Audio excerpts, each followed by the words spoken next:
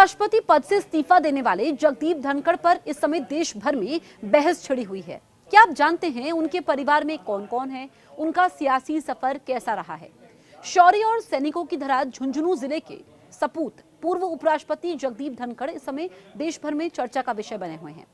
साधारण किसान परिवार में जन्मे जगदीप धनखड़ ने झुंझुनू के छोटे से किठाना गांव से दिल्ली तक का सियासी सफर तय किया। कई टेढ़े मेढ़े मोड़ को पार करके उन्होंने इस सफर को तय किया।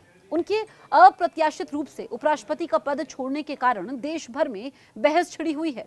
वहीं उनके भविष्य को लेकर भी कई तरह के कयास लगाए जा रहे हैं। उनके इस कदम से किठाना गांव के भी लोग हैरान हैं।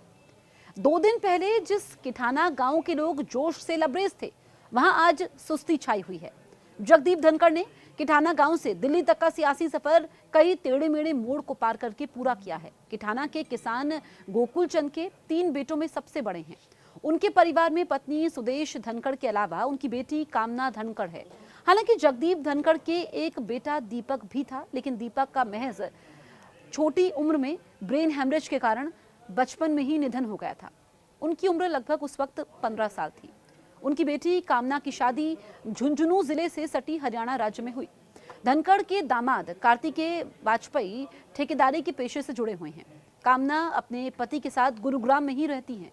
जगदीप धनखड़ के 2 भाई रणदीप धनखड़ और कुलदीप धनखड़ हैं। रणदीप धनखड़ कांग्रेस से जुड़े हुए हैं। वो कांग्रेस राज में राजस्थान टूरिज्म डेवलपमेंट कॉर्पोरेशन के चेयरमैन रह चुके हैं। वो पूर्व सीएम अशोक गहलोत के नजदीकी माने जाते हैं। वहीं कुलदीप धनखड़ भी ठेकेदारी के पेशे से जुड़े हुए हैं। ये दोनों भाई जयपुर रहते हैं। जगदीप धनखड़ भले ही राजनीति के चलते देश भर में घूमते रहे हों, लेकिन वो कभी अपने गांव को नहीं भूले। उनके गांव के चक्कर अक्सर लगते रहते हैं। यहाँ तक कि उपराष्ट्रपति बनने के बाद भी वो बीते 3 साल में 3 बार अपने गाँव आ चुके हैं। जगदीप धनखड़ की स्कूली शिक्षा की अगर हम बात करें तो वो किठाना गाँव में ही हुई। बाद में उन्होंने कानून की पढ़ाई कर वकालत का पेशा अपनाया। राजस्थान हाईकोर्ट और सुप्रीम कोर्ट में वकालत कर नाम कमाया, फिर राजनीति में कदम रखा। जगदीप धनखड़ ने 9वीं लोकसभा से 1989 से 91 के लिए राजस्थान में झुंझुनू संसदीय सीट से जनता दल उम्मीदवार के रूप में विजय हुए थे। उसी समय कुछ समय के लिए वो वीपी सिंह की सरकार में संसदीय कार्य मंत्रालय में उप मंत्री बने, लेकिन वो ज्यादा समय तक इस पार्टी में नहीं रहे। कांग्रेस छोड़कर बीजेपी में आए थे धनखड़। जगदीप धनखड़ ने 1991 में जनता दल छोड़कर कांग्रेस की मेंबरशिप ले ली। उन्होंने 1991 में कांग्रेस के टिकट पर अजमेर से चुनाव लड़ा, लेकिन बीजेपी के रासा सिंह से वो हार गए। बाद में 1993 में वो अजमेर जिले की किशनगढ़ विधानसभा सीट से कांग्रेस से चुनाव लड़कर विजय हुए।